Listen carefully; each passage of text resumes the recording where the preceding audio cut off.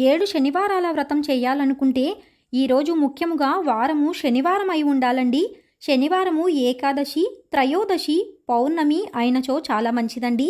శనివారం మాస శివరాత్రి పుష్యమి నక్షత్రం అయినచో చాలా మంచిదండి. శనివారం అనురాధ నక్షత్రం అయినచో చాలా మంచిదండి.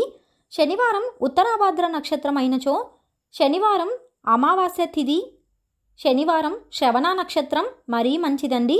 7 శనివారాల వ్రతాన్ని ఎవరు ఆచరించాలి?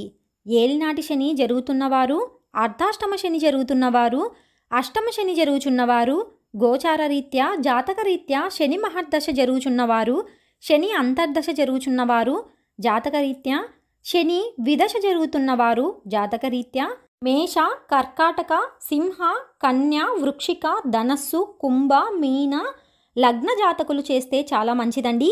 జాతకరీత్యా లగ్నాత్తు అష్టమ శని